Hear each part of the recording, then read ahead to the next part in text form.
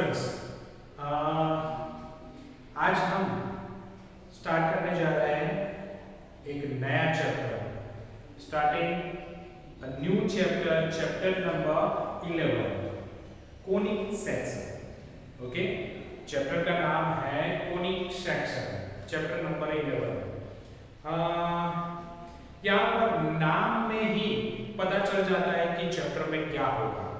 Okay, conic section, दो words को अगर समझा जाए तो ऑब्वियसली यहाँ पर पीछे ड्रॉ की गई सारी फिगर अपने आप धीरे धीरे समझ में आने लगेगी, पर उसमें क्या रहस्य है वो तो हमें पढ़ के ही पता चलेगा। ओके, तो फिर कोनिक यानी कि कोन से रिलेटेड यहाँ पर बातें हम करने वाले हैं पूरे चैप्टर में। ओके, और सेक्शन, सेक्शन ये वर्ड काफी जगह पे आपने सुना होगा। अगर देखा जाए तो बायोलॉजी में भी आता है, फिजिक्स में भी आता है। ओके, अगर किसी चीज को बीच में से काट दिया जाए, जहां से हम उसको कट करते हैं और जो शेप हमें मिलता है वहां पर जो पार्ट्स कट होके जो शेप हमें दिखता है उसको हम सेक्शन कहते हैं। ओके, तो ऐसा ही यहाँ पर भी हम कोन को कट करने वाले हैं। ओके, और जहां पर जो शेप बनेगा उसको हम पढ़ने वाले हैं। ओके, तो पहले तो कोन कैसे बनता है उसके रिलेटेड हमें कौन कौन सी चीजें, कोन में कौन कौन सी चीजें चाहिए वो पहले तो एक बार समझ लेते हैं।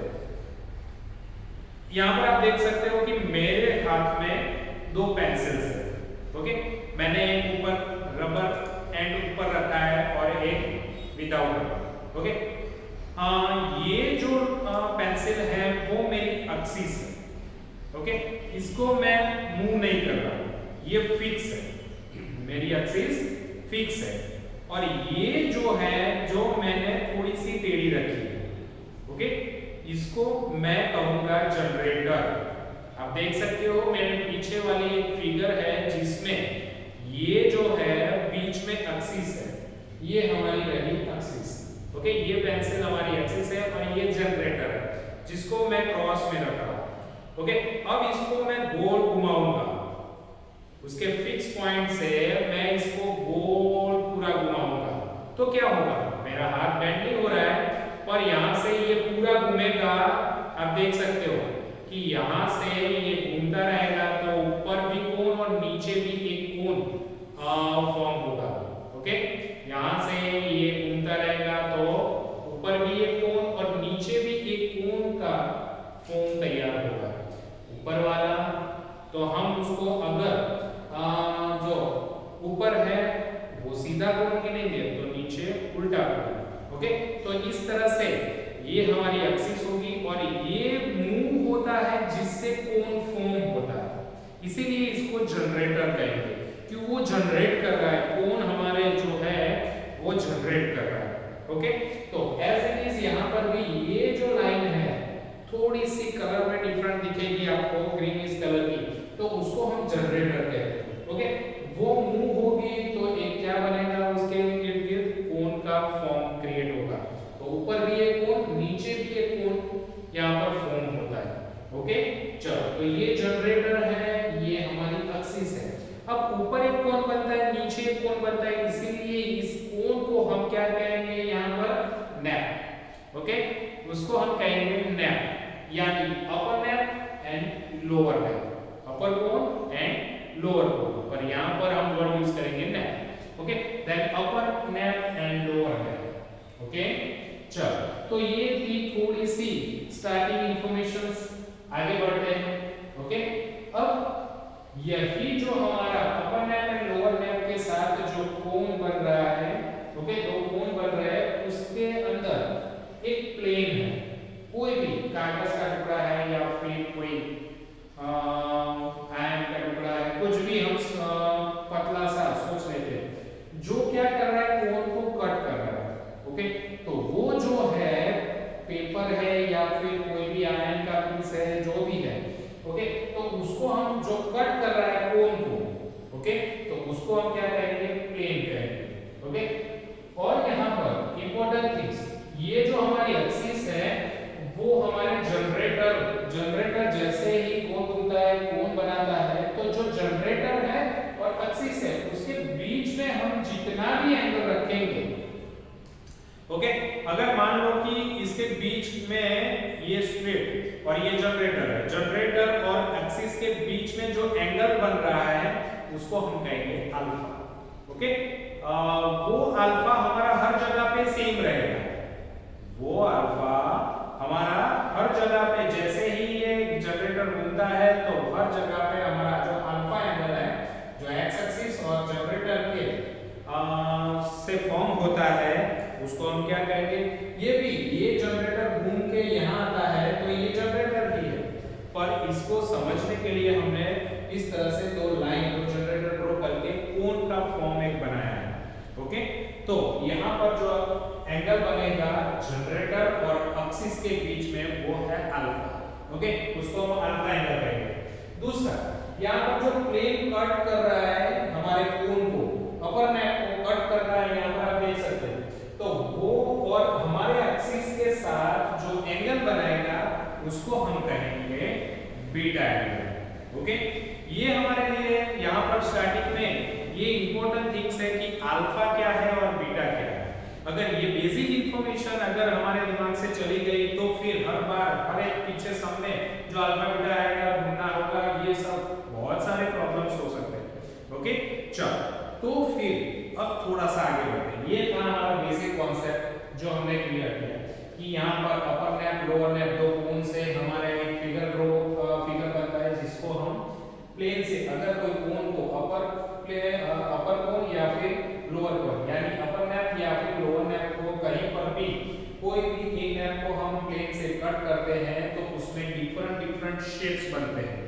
कौन से डिफरेंट शेप बनते हैं, वहां पर ये जो एंगल है हमारे alpha and beta, alpha fix है।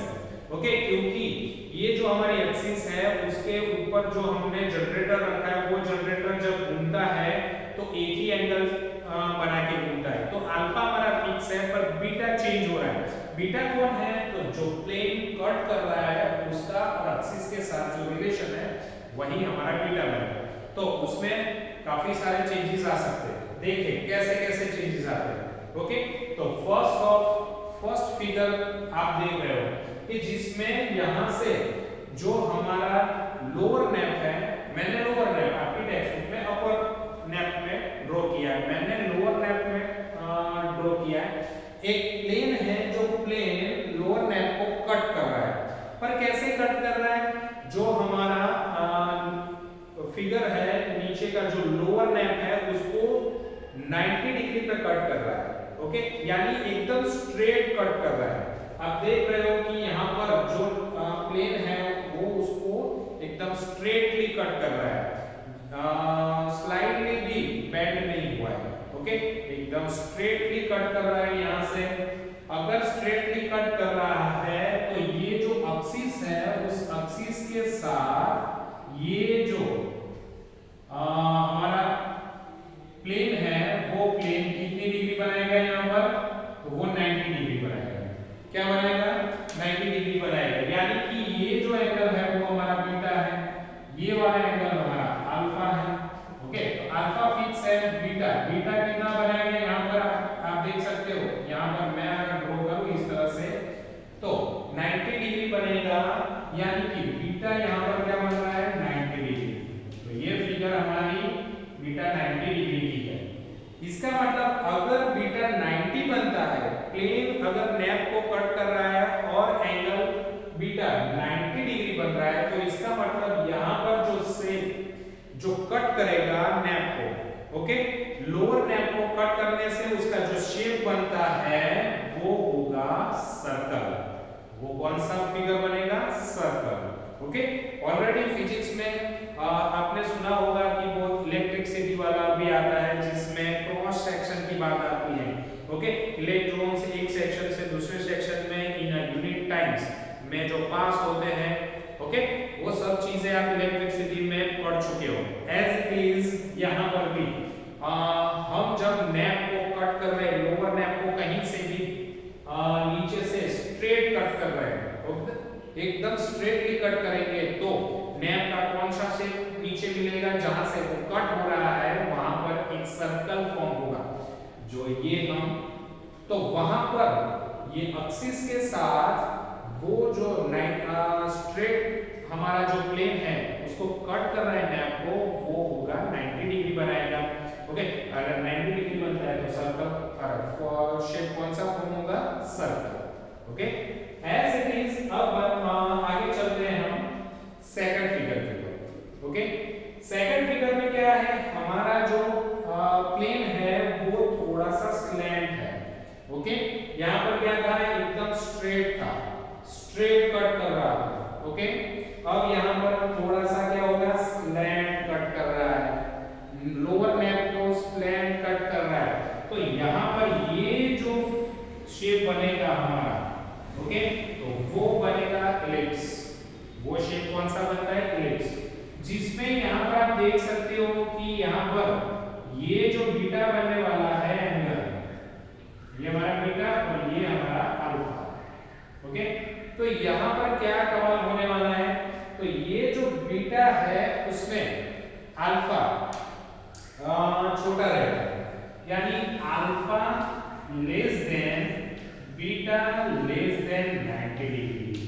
यानी ये स्ट्रेट कट करेगा तो 90 डिग्री बनाएगा, पर ये स्लैंट कट करेगा तो प्लेन के साथ वो 90 डिग्री से कम एंगल बनाएगा। ओके, और अल्फा से ज्यादा, यानी कि alpha less than beta less then 90। तो उस टाइम पे जो शेप बनेगा वो शेप थोड़ा सा स्लैंट होगा। ओके, और जो स्लैंट शेप बनेगा यहाँ पर यूज सर्कल नहीं होगा, पर वो स्लैंटिंग ओवल शेप होगा। ओके, ओवल शेप में यहाँ पर एक फिगर ड्रॉ बनेगी जिसको हम कहेंगे इलिप्स। ओके, चलो अब बात करते हैं हम थर्ड फिगर की। क्लियर? यहाँ पर थर्ड फिगर। अब यहाँ पर जो हमारा लोअर नैप है उसको एकदम स्ट्रेट काफी सारे बेंडिंग के साथ उसको कट किया जा रहा है। ओके, यहाँ पर थोड़ा सा स्लैंटिंग था। ओके, यानी कि एक साइड से दूसरी साइड तक, पर यहाँ पर पूरा दूसरी साइड पे नहीं कर रहा, एक ही साइड से कट कर रहा है। ओके, हमारा जो प्लेन है वो एक ही साइड से कट कर रहा है हमारे नैप को, लोअर नैप को।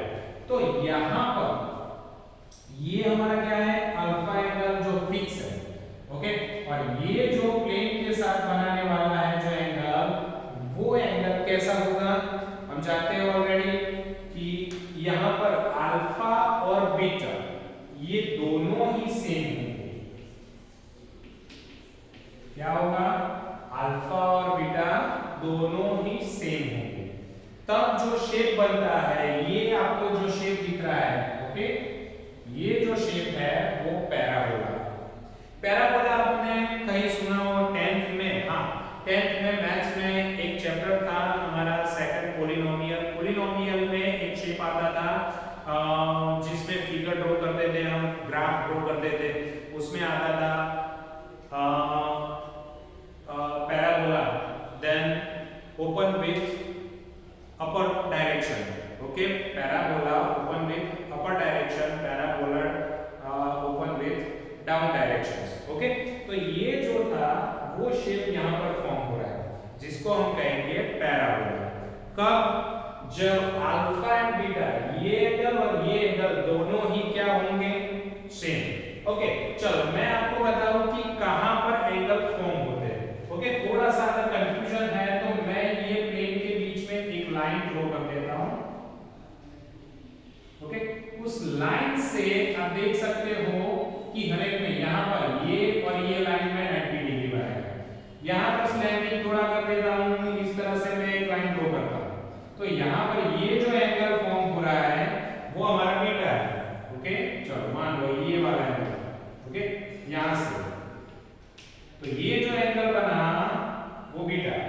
ओके, फिर यहाँ पर ऐसे चीज मैं बीच में एक लाइन ड्रॉ कर देता हूँ ताकि आपका कंफ्यूजन और क्लियर हो जाए। तो यहाँ पर जो एंगल बन रहा है, ओके, आप देख सकते हो कि अगर इसको मैं एक्सटेंड करूं समझने के लिए सिर्फ, ओके, तो यहाँ पर ये अल्फा और ये जो एंगल बनाएगा वो बीटा होगा। ओके, यहां पर चलो ये हमारा एंगल बीटा, यानी अल्फा और बीटा दोनों कैसे होंगे, सेम होंगे। और थर्ड वन, अब बारी है हमारे फोर्थ लास्ट वन शेप की। ओके, वो क्या कर रहा है, आप तीनों में देख सकते हो कि यहाँ पर लोअर नेप में कट कर रहा है, ये भी लोअर नेप में कट कर रहा है, ये भी लोअर नेप में कट कर रहा है, पर ये फिगर अपर नेप में भी और लोअर नेप में भी कट कर रहा है, यानी कि एकदम स्ट्रेट कट कर रहा है। ओके, थोड़ा सा बेंडिंग है पर ऊपर से लेके नीचे तक, यानी कि दो शेप यहाँ पर आपको दिखेंगे। दोनों शेप आपको ये लग रहा है कि पैराबोला है, पैराबोला है, ये उल्टा पैराबोला है, ये सीधा पैराबोला, ऐसा नहीं है। ये अपवर्ड डायरेक्शन, ये डाउनवर्ड डायरेक्शन, दो अलग अलग पैराबोला नहीं, ये दोनों ही मिल के क्या बनता है हमारा हाइपरबोला। ओके, चलो हाइपरबोला कैसे, तो उसमें क्या एंगल हम देखते हैं, 0 less than equal to beta less than equal to alpha. ये कमाल हो गया। यहाँ पर क्या होता था, यहाँ बीटा 90 था, यहाँ पर बीटा ऑलवेज अल्फा से बड़ा होता था, यहाँ पर इक्वल था। अब यहाँ पर अल्फा से बीटा छोटा हो गया। यहाँ पर मैं बीच में एक लाइन ड्रॉ करके आपको समझाता हूँ। यहाँ पर ओके, अगर मैंने यहाँ पर एक लाइन ड्रॉ की है, इसको मैं थोड़ा सा एक्सटेंड कर लेता हूँ, तो यहाँ पर जो एंगल बनेगा वो अल्फा होगा, और यहाँ पर जो एंगल बनेगा इन दोनों के बीच में, ओके, तो वो होगा बीटा। ओके, तो ये जो अल्फा और ये बीटा, बीटा अब छोटा बनेगा, अल्फा बड़ा बनेगा। जब वो दोनों ही नेप को कट कर रहा है, तब अपर नेप एंड लोअर नेप को कट कर रहा है, तब उसका जो शेप फॉर्म हो रहा है वो hyperbola. Okay, parabola and hyperbola दोनों में फर्क है। पैराबोला का जब वो लोअर नेप को एक ही साइड से कट कर रहा है, यहाँ पर दोनों ही नेप को कट कर रहा है, तब जो फॉर्म बनेगा वो है हाइपरबोला। पर तीनों की कंडीशन हमें याद रखनी है। यहाँ पर बीटा फर्स्ट में बीटा 90 डिग्री बन रहा है, यहाँ पर alpha less than beta less then 90 degree बन रहा है। ओके, यहाँ पर क्या बन रहा है, अल्फा और बीटा दोनों सेम एंगल बन रहे हैं पैराबोला में, और चौथे में हाइपरबोला में क्या हो रहा है कि 0 less than equal to beta less than equal to alpha, alpha से छोटा बीटा बन रहा है। ओके, तो इस तरह से ये 4 फिगर हमें यहाँ पर बहुत इंपॉर्टेंट है कि यहाँ पर हम एंगल के फॉर्म से कौन सी फिगर, यहाँ पर कोन को कट करने से प्लेन जो हमारा है वो कोन को कट कर रहा है, तब कौन सी फिगर बनेगी, circle, ellipse, parabola and hyperbola. Okay, तो ये चारों हमारे दिमाग में रहना चाहिए, साथ में उसकी कंडीशन अल्फा और बीटा की। अगर ये हमारे दिमाग में बैठ चुका तो ऑब्वियसली हमारे लिए आगे का चैप्टर बहुत ही इजी हो जाएगा। ओके, चलो अब यहाँ पर सर्कल को समझना है। सर्कल तो ऑलरेडी हम जानते हैं, यस जानते हो, पर सर्कल में अगर मान लो कि वही सर्कल आज तक हमने कोऑर्डिनेट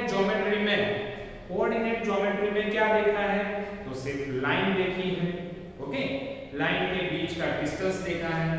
ओके, ये सभी चीजें मेजर की। कभी भी हमने कोऑर्डिनेट ज्योमेट्री में सर्कल देखा है नहीं देखा ना, तो सर्कल में रेडियस मेजर कैसे होती है तो देखते हैं। चलो, तो हमारा नया पॉइंट है सर्कल। ओके स्टूडेंट्स, समझते हैं सर्कल। सर्कल ऑलरेडी हम जानते हैं, सर्कल के चैप्टर्स हमने पढ़े हैं।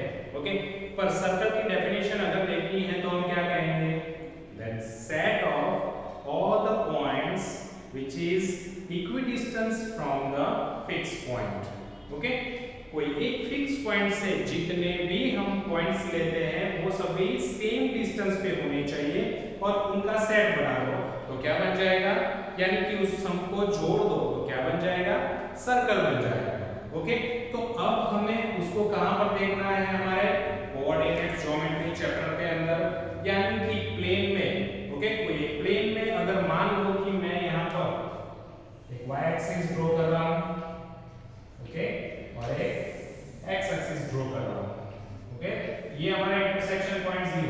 यहां पर मैंने मान लो कि एक सर्कल ड्रॉ किया है, ये हमारा फर्स्ट क्वाड्रेंट है, ओके। चलो, और उसमें ये हमारा centre O, okay. Centre O के पॉइंट्स हम यहां पर लेने वाले हैं एच और के। क्या लेंगे हम? एच और के फिक्स रखेंगे, ओके। और यहां पर सर्कल के कोई भी एक पॉइंट को हम यहां पर इंडिकेट करते हैं, ये वाला, okay. It is a P. तो यहां से ओपी का डिस्टेंस, पी का पॉइंट है एक्स और वाई, एक्स कोऑर्डिनेट और वाई कोऑर्डिनेट्स, ओके। तो मान लो कि ये सर्कल एक प्लेन में, ये सर्कल है, सर्कल का सेंटर ओ यानी एच के कोऑर्डिनेट्स है उसमें, और कोई एक सर्कल का कोई एक फिक्स पॉइंट से सेम डिस्टेंस पे है यहां पर p x और y पॉइंट्स। अब यहां से OP का डिस्टेंस ढूंढना है। फिर से लोअर स्टैंडर्ड को याद करो, 10th स्टैंडर्ड में आप पढ़ के आए हो, ओके। तो वहां पर डिस्टेंस फार्मूला यूज करते थे, यस। तो यहां पर भी हम वही करेंगे, OP is equal to what, under root यहां से, okay, x1 minus x2 whole square या फिर x2 minus x1 whole square, दोनों ही यहां पर सेम ही होंगे, कुछ फर्क नहीं होगा। चलो, x2 माइनस x1 यानी x minus h whole square plus y minus k whole square. Same distance, हमारे डिस्टेंस फार्मूला जो थी, जो 10th में हमने पढ़ी थी, वही यहां पर हम पढ़ने वाले हैं, कोई फर्क नहीं। Taking square on both sides, then OP square is equal to what? Then x minus h whole square plus y minus k whole square। तो ये डिस्टेंस फार्मूला को यूज करते हुए कुछ सम्स हम यहाँ पर फिर से लेंगे, ओके। तो चलते हैं एग्जांपल नंबर 1 की ओर। एग्जांपल नंबर 1 क्या है? आपकी टेक्स्ट बुक में दिया है, जो कह रहा है फाइंड एन इक्वेशन। यहाँ पर हमें इक्वेशन फाइंड करना है of this circle with the centre 0 0, यानी कि सेंटर हमारा कौन है? एच के, ओके, इज इक्वल टू 0 0 है। चलो, और दूसरी बात दी गई है and the radius r, okay. चलो, then r is equal to r दिया है। चलो, तो फाइंड द इक्वेशंस। यहां पर क्या करेंगे? तो OP क्या है हमारा? अगर देखा जाए तो OP क्या है? r square.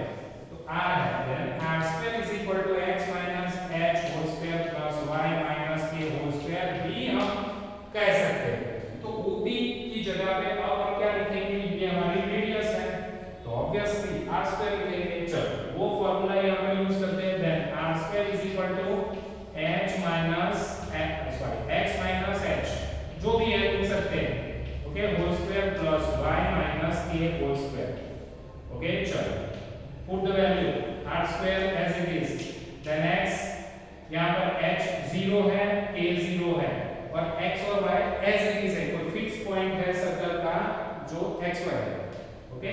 Then x minus 0 whole square plus y minus 0 whole square, तो क्या रहेगा? r square is equal to x square plus y square, okay.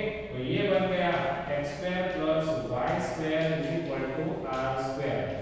तो ये बन गया हमारा इक्वेशन, राइट, ओके। चलो, आगे बढ़ते हैं सेकंड एग्जांपल। सेकंड एग्जांपल क्या कह रहा है? वो कह रहा है find the equation of this circle with the centre, okay. Centre दिया है -3 and 2, -3 and 2 सेंटर है, तो क्या करेंगे? h के, ओके। और रेडियस दी है यहां पर 4, एज इट इज, जो ऊपर किया था वही यहां पर करना है, ओके। चलो, r स्क्वायर फार्मूला हमारी, तो x minus h whole square plus y minus k whole square. Now r is a 4, then 4 square, then x minus h कितना है? -3 whole square plus y minus k कितना है हमारा? 2 whole square, okay. Then यहां पर 16, यहां पर क्या रहेगा?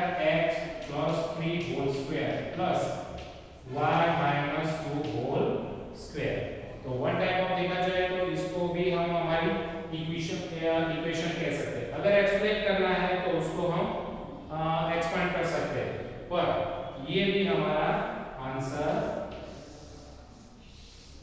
हो सकता है, ओके, इसको भी हम हमारी इक्वेशन कह सकते हैं। ओके, अदरवाइज यहां से आगे एक्सप्लेन करना है तो a plus b whole square की आइडेंटिटी यूज करेंगे।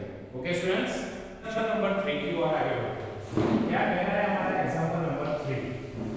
ओके, एग्जांपल नंबर 3 कह रहा है find the centre and the radius of the circle x square plus y square. एक इक्वेशन हमें दिया है x square plus y square plus 8x plus 10y minus 8 is equal to 0। Okay, चल इस equation के बेस पे हमें उसका एक find the centre and radius, centre और रेडियस हमें फाइंड आउट करना है। तो हमें क्या करना पड़ेगा, इस इक्वेशन को हमें हमारी जो डिस्टेंस फार्मूला है उस डिस्टेंस फार्मूला में कन्वर्ट करते हैं। चलो कैसे, तो x के रिलेटेड क्या होगा, x स्क्वायर के रिलेटेड ये x होगा तो 8x साथ में लाता हूं, फिर y स्क्वायर के साथ 10y। ओके, और माइनस 8 को इस तरफ ले जाता हूं, प्लस 8 हो जाएगा। अब यहां पर x स्क्वायर 8x है, लास्ट टर्म नहीं है, तो सोचो अगर लास्ट टर्म मैं रख दूं तो क्या हो जाएगा, a plus b whole square की आइडेंटिटी बन जाएगी। तो ऐसा ही कुछ मुझे करना है। तो यहां पर अगर सोचा जाए कि x स्क्वायर प्लस ये 8x है, तो 8x कैसे बनता था, लास्ट टर्म हमें ढूंढनी है। लास्ट टर्म ढूंढनी है तो हमें लास्ट 10th में याद करो, लास्ट टर्म की फार्मूला थी कंप्लीटिंग स्क्वायर मेथड में लास्ट टर्म की फार्मूला से हम लास्ट टर्म ढूंढते हैं। तो यहां पर भी, और दूसरा एक सोच सकते हैं 2ab। ओके, तो 2ab में 2 ऑलरेडी है तो इसका मतलब 2 और बाकी रहा 4x। 4x में ये x स्क्वायर है तो बाकी कौन रहा 4, तो 4 का स्क्वायर यानी b स्क्वायर यहां पर 16 आएगा। Okay, plus as it is दूसरे दो में उसको परफेक्ट स्क्वायर बनाना है, y square plus 10y plus यहां पर क्या ऐड कर दूं, सोचो यहां पर 2ab। ओके, देन 2 और बाकी कितना रहा 5y, तो y तो ऑलरेडी है तो इसका मतलब ये 5 है, तो 5 का स्क्वायर 25 b स्क्वायर होता है ना। चल इज इक्वल टू 8। तो मैंने राइट साइड पे क्या किया, अगर सोचा जाए तो राइट साइड पे मैंने 16 को ऐड किया और 25 को ऐड किया। तो एज इट इज मुझे दूसरी साइड पे भी वही दो नंबर ऐड करने पड़ेंगे, यानी कि 16 plus 25, then 16 plus 25 adding on both sides. Okay, चलो this is our perfect square। चलो तो क्या होगा, x plus 4 whole square plus y plus 5 whole square is equal to, इन सब का टोटल करते हैं अभी। चलो 5 plus 6 11, 11 plus 8 19, then 9 1 carry, then 4 49 हो जाएगा। ओके, चलो तो अभी आप देख सकते हो कि x plus 4 whole square plus y plus 5 whole square is equal to 49। ये एक इक्वेशन रेडी हो गया। अब इसको हमें कंपेयर किसके साथ करना है, अगर इसका इक्वेशन हमें बनाना है h होल स्क्वायर प्लस हमारा जो डिस्टेंस फार्मूला है y minus k whole square is equal to r square. तो अगर कंपेयर करें तो h इज इक्वल टू क्या होगा, यहां पर माइनस है यहां पर प्लस है, तो ऑब्वियसली यहां पर माइनस करने के लिए क्या करेंगे, माइनस माइनस करेंगे, तो माइनस और माइनस 4 हो जाएगा। तो h इज इक्वल टू क्या होगा, -4। Okay, as it is k क्या होगा यहां पर -5। ओके, और r क्या होगा, स्क्वायर में कन्वर्ट करते हैं तो it's a 7 square. Okay, that means r is equal to 7। तो हो गया हमारा दूसरा एक इक्वेशन एग्जांपल रेडी। h का -4, k का -5 और रेडियस थी 7। ओके स्टूडेंट्स, चलो आगे बढ़ते हैं हमारे नेक्स्ट एग्जांपल की ओर। चलो देखते हैं नेक्स्ट एग्जांपल 4 क्या कह रहा है। एग्जांपल नंबर 4, यहां पर भी हमें क्या दिया है, सबसे इंपॉर्टेंट है सम है हमारा, सबका कंसंट्रेशन यहां पर होना चाहिए। Find the equation of the circle, circle का इक्वेशन फाइंड आउट करना है। इक्वेशन फाइंड आउट करने के लिए क्या चाहिए, ऑब्वियसली हम डिस्टेंस फार्मूला यूज करेंगे जिसमें x h whole square plus y minus k whole square is equal to r square. तो हमें चाहिए h k और r, ये दिए हैं, देख लेते हैं। Of the passes through the points, यानी कि ये जो इक्वेशन है, जो सर्कल है, वो 2 -2 में से पास हो रहा है एंड 3 4 में से. Whose the center lies on a line x plus y is equal to 2. Okay, चलो. तो फर्स्ट 2 पॉइंट्स कौन से हैं? 2 -2 एंड सेकंड थिंग्स है हमारे पास, दूसरा एक है 3 एंड 4. इन दोनों में से ये सर्कल पास हो रहा है. इसका मतलब कि ये दो पॉइंट से हमारी जो इक्वेशन हमारी जो फार्मूला है वो सेटिस्फाइड होगी. ओके, तो इसका मतलब ये हमारा x और y, ये x और y. ओके, तो उसको हम एज इट इज यहां पर फार्मूला में लिखते हैं. तो फार्मूला क्या थी हमारी? x - h whole square plus y - k whole square is equal to r square. Okay, चलो इसमें वैल्यू रखते हैं x की वैल्यू, ये x और y. पहले हम इस इक्वेशन इस पॉइंट को लेते हैं. तो x की value 2 - h whole square plus y की value -2 - k whole square is equal to r square. That is our equation number 1. As it is यहां पर इस इक्वेशन को लेके हमारी फार्मूला लिखते हैं. तो क्या होगा? 3 - h whole square plus 4 - k whole square is equal to r square. That is our equation number 2. Okay, चलो. अब दूसरी एक बात कही है कि whose the center lies on the line. कौन सी लाइन पे है? x plus y. x plus y is equal to 2. इसका मतलब ये जो इक्वेशन है हमारे इस इक्वेशन को सेटिस्फाइड कर रहा है. तो इसका मतलब कि h क्या है? x वही h होगा और k क्या होगा? y वही, क्योंकि यही दो पॉइंट हमारे h और k है. ओके, तो एज इट इज हम लिख सकते हैं h plus k is equal to 2. That is equation number 3. Okay, अब ये 3 इक्वेशन को लेके हम इसको सॉल्व करेंगे. फर्स्ट 2 इक्वेशन, ओके, उसमें a - b होल स्क्वायर की आइडेंटिटी लगा के उसको सॉल्व करते हैं. यहां पर भी एज इट इज. ओके, चलो. तो फिर यहां पर क्या होगा? 4 माइनस, यहां पर तीनों का multiplication, then 4h 2 to 4, 4 to 8, sorry 4h plus h square plus यहां पर भी स्क्वायर की आइडेंटिटी लगाते हैं. Okay, a - b whole square की आइडेंटिटी, -2 का स्क्वायर क्या होगा? 4, फिर तीनों का मल्टीप्लिकेशन माइनस, यस -2 है और ये है और 2, देन माइनस प्लस हो जाएगा, देन 4k. ओके, और k square plus k square is equal to r square. Okay, चलो अब इसको थोड़ा सा प्रॉपर अरेंज कर लेते हैं. h square plus k square minus 4h plus 4k, यहां पर 4 plus 4 8 is equal to r square. Okay, चलो अब एज इट इज ये हमारी दूसरी इक्वेशन. ओके, दूसरी इक्वेशन भी एज इट इज ऐसे ही बनेगी. उसको भी एक्सटेंड कर लेते हैं. 3 का square 9 minus that 6h plus h square plus यहां पर 16 minus 8k plus k square is equal to r square. अब यहां पर आप देख सकते हो दोनों की इक्वेशन r स्क्वायर है, तो दोनों को हम कंपेयर कर सकते हैं. Yes, then h square plus k square minus 4h plus 4k plus 8 is equal to ये वाला 9 प्लस 16 25 हो जाएगा. Okay, then h square plus k square minus 6h minus 8k. Okay, और 16 प्लस 9 25 प्लस 25. ओके, चलो h square k square cut हो जाएगा. फिर क्या रहेगा हमारे पास? माइनस h, ये सभी इस तरफ आ जाएंगे. Then minus h minus 4h ये इस तरफ चला जाएगा प्लस 6h, फिर प्लस 4k ये इस तरफ चला जाएगा plus 8k is equal to 25 और 8 इस तरफ आ जाएगा माइनस 8. ओके, चलो अब आगे यहां पर क्या बचेगा? 2h प्लस यहां पर 12k इज इक्वल टू 25 में से 8 चले जाएंगे, देन 17. ओके, चल ये हमारा एक इक्वेशन हमें मिला, इन दोनों को सॉल्व कर दिया।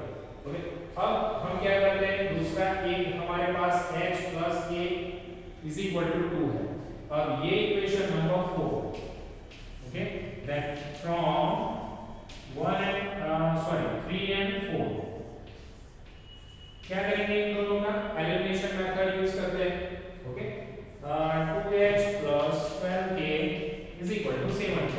इस पूरे को मैं 2 से मल्टीप्लाई कर देता हूं, then 2h plus 2k is equal to 4, then minus minus minus ये कट हो जाएगा, यहां पर 10k। ओके, और यहां पर क्या रहेगा हमारे पास 13 माइनस 4 और 17 minus 4 13, then k is equal to 13 by 10 आ जाएगा हमारे पास। ओके, तो k की वैल्यू हमें क्या मिली, 13 बाय 10 यानी 1.3। ओके, चल अब k की वैल्यू हम क्या करते हैं, हमारे इस इक्वेशन में रख देते हैं। चल then h plus 1.3 is equal to 2, इसको इस तरफ ले जाते हैं, then h is equal to 2 minus 1.3, then h is equal to 0.7। चलो h भी मिल गया, k भी मिल गया। ओके, अब रही r की बात।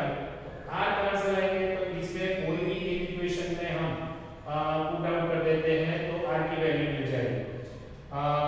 कौन सा इजी रहेगा, ये वाला। ओके, चल तो r² ढूंढते हैं, r² इज इक्वल टू क्या होगा, h² यानी 0.7 का स्क्वायर। ओके, चल 0.7 का स्क्वायर प्लस k² यानी कि 1.3 का स्क्वायर माइनस 4 0.7 प्लस 4k का 1.3 प्लस 8। ओके, चल इन सभी को सॉल्व करेंगे तो हमें r क्या मिलने वाला है, यहाँ पर 12.58। ओके, चल r² मिलेगा 20.58। कैलकुलेटर से अगर यूज करेंगे, सॉल्व करेंगे तो आंसर मिलता है r² इज इक्वल टू 12.58। अब ये सभी वैल्यूज हमारे उस इक्वेशन में, जो फर्स्ट वाला जो इक्वेशन था उसमें रख देंगे। ओके, तो इक्वेशन क्या बनेगा हमारे पास, अगर देखा जाए तो x माइनस h क्या है 0.7 whole square plus y minus k 1.3 whole square is equal to r² यानी 12.58। ये रहा हमारा इक्वेशन। ओके, क्या किया हमने, सिर्फ और सिर्फ डिस्टेंस फार्मूला को ही यूज करके पूरा इक्वेशन सॉल्व किया। पर क्वेश्चन सबसे इंपॉर्टेंट है क्वेश्चन समझना। अगर क्वेश्चन समझ में आ गया तो बहुत इजी तरीके से आप एक्सरसाइज को सॉल्व कर सकते हो। ओके स्टूडेंट्स, तो अब आपकी बारी है एक्सरसाइज 11.1 में। ओके, 11.1 आपको एज इट इज ही सॉल्व करनी है, बहुत इजी है। हमारी डिस्टेंस फार्मूला को लेके ही, यही जो हमारी सेक्शन फार्मूला है उसको ही लेके यहाँ पर उसको सॉल्व करना है। ओके स्टूडेंट्स, तो फटाफट नोट पेन उठाओ और ये एक्सरसाइज फिनिश करो। Okay students, bye bye.